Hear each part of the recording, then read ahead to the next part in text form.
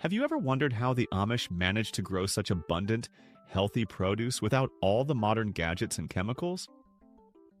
Today, we're going to dive into 10 clever Amish vegetable gardening hacks that will totally change how you think about raising your own food.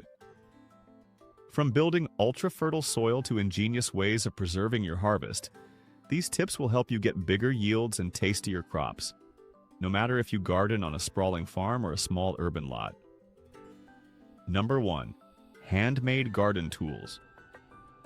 Many Amish families rely on tools that have been crafted in local workshops or passed down through generations.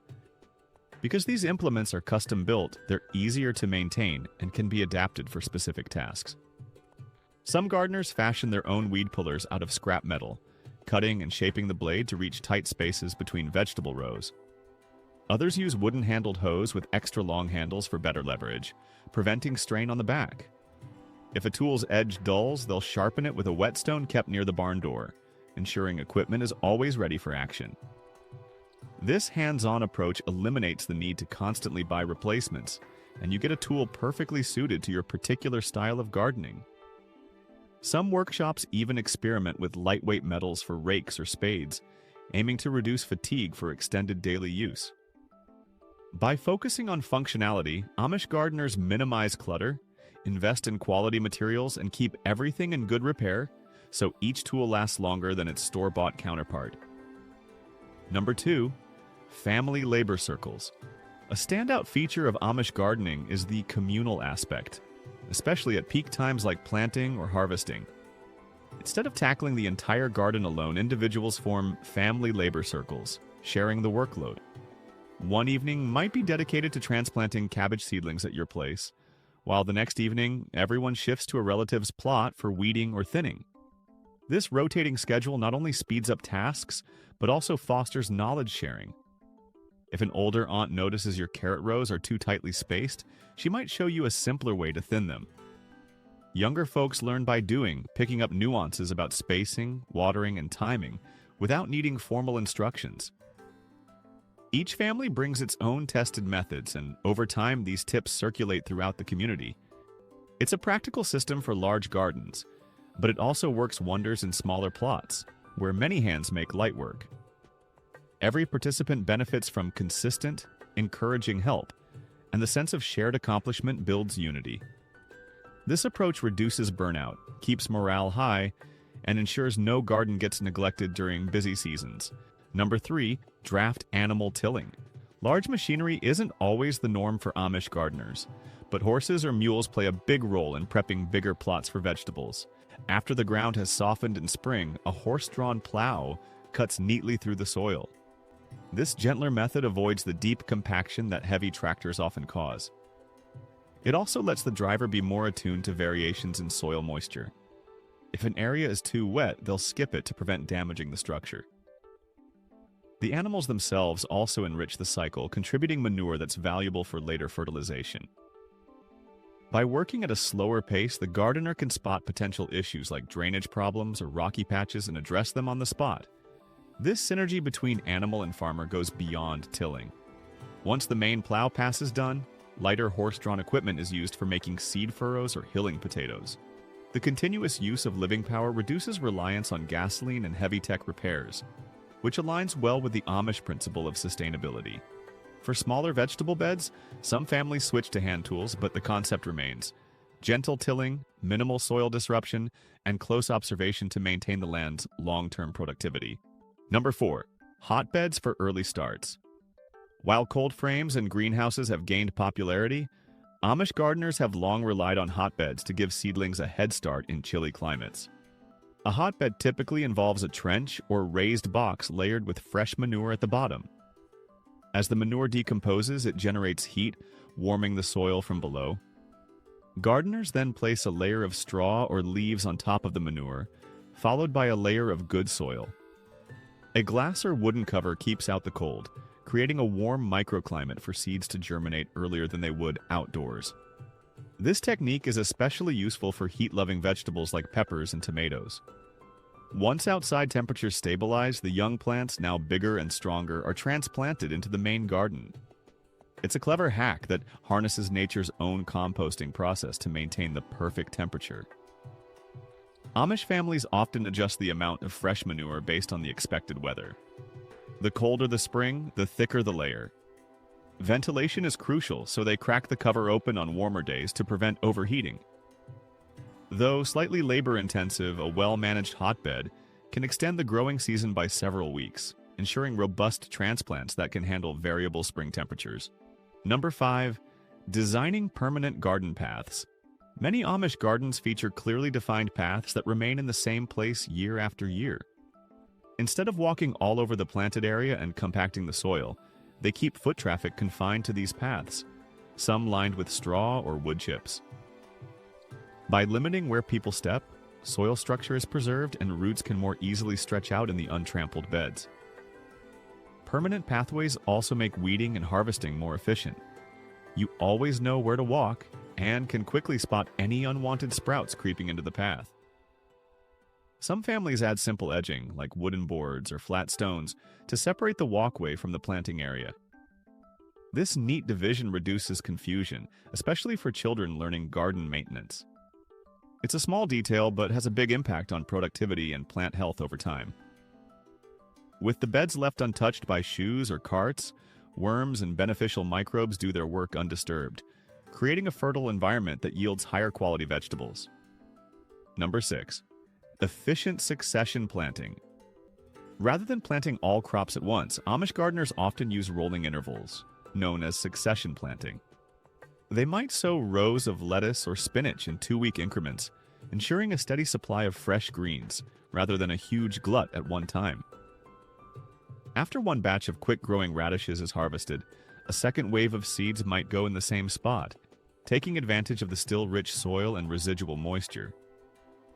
This strategy requires some planning, but it maximizes limited space, especially important for families needing large amounts of produce. For longer maturing crops like tomatoes, some gardeners stagger their planting dates to extend the harvest window. Once the first set of tomatoes is fruiting, the next set will be a couple of weeks behind, carrying production deeper into the season. By carefully mapping out planting and harvest times, Amish communities enjoy a more consistent flow of vegetables, reducing the need for excess storage. This timing also helps break pest cycles.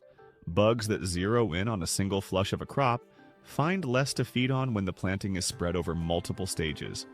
With each round of planting, a quick sprinkle of compost or manure tea can replenish nutrients, keeping the soil balanced for the next group of seedlings. Number 7. Soap mixture spritzes for fungal issues. While many gardeners focus on insects, fungal problems like powdery mildew or blight can also wreak havoc on vegetable beds. Rather than resorting to harsh chemical fungicides, some Amish families use mild homemade solutions. A common recipe includes water, a few drops of liquid soap, often biodegradable or Castile-based, and sometimes a teaspoon of baking soda. This gentle mix can be sprayed on affected leaves to create an environment less favorable for fungal spores. The soap acts as a surfactant, spreading the solution evenly and helping it stick. Some households add a tiny bit of vegetable oil to further help the mixture cling to foliage. While not a cure-all, regular application at the first sign of fungus can keep the spread in check. They pay attention to humidity levels. If it's been rainy or especially humid, they spray more frequently or provide extra spacing between plants for better airflow. It's a delicate balance. Overspraying can harm beneficial microbes, so moderation is key. This hack demonstrates how simple, everyday items can become effective garden allies when used thoughtfully and consistently. Number 8. Rain gardens and swales. In regions prone to heavy rainfall, the Amish sometimes create shallow channels called swales, or build small rain gardens at the edges of their main vegetable area. These depressions collect water runoff, preventing erosion in the primary growing beds. Excess water is either filtered into the ground or directed to fruiting shrubs planted in the swale zone. Over time, the soil in these swales can develop rich, moisture-retentive layers as sediment collects. Some families line the swale with stones or gravel to slow water flow and reduce the chance of flooding. In drier spells, the stored moisture gradually seeps back toward the main garden.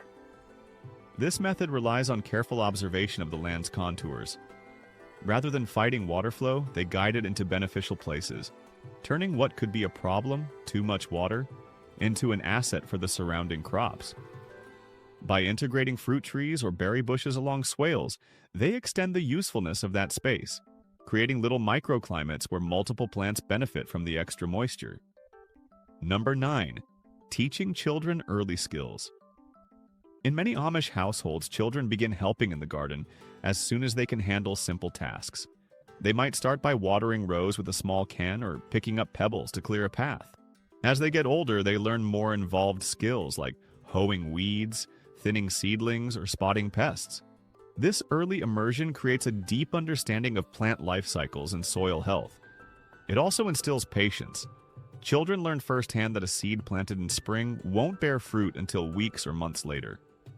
By the time they're teenagers, many can identify plant diseases, mix basic remedies, or even save seeds for next year. This tradition of passing knowledge down generational lines ensures that each family preserves and refines time-tested practices. In a broader sense, it fosters respect for nature and the hard work that goes into producing healthy, sustainable food. This educational aspect might seem more cultural than a direct gardening hack, but it has long-term benefits. A new generation grows up equipped with practical wisdom and a can-do attitude that keeps gardens thriving year after year. Number 10. Creative household waste repurposing. Instead of discarding everyday household byproducts, Amish gardeners frequently find ways to put them to use. For instance, they'll take leftover coffee grounds and spread them around acid-loving plants like blueberries or certain herbs, believing it helps slightly lower soil pH. Crushed eggshells can be sprinkled around the base of tender seedlings to deter slugs, their jagged edges creating an uncomfortable barrier. Some families save leftover cooking water, cooled of course, from boiling vegetables to feed nutrient-rich liquid back into container plants. Even items like paper towel tubes can serve as biodegradable seed-starting pots, which can be planted directly in the ground. Larger cardboard boxes with tape and labels removed can be broken down and used as a weed-suppressing layer beneath straw mulch. This layering eventually decomposes, improving soil structure. Old cotton cloth can become a shade cover for sensitive seedlings during heat waves, while broken clay pots find new life as drainage aids in deeper containers. By viewing household trash as potential resources, Amish communities reduce waste and lower costs, all while feeding and protecting their gardens in a sustainable, low-impact manner. This habit of creative reuse aligns neatly with their philosophy of stewardship, making sure every material is employed to its fullest potential.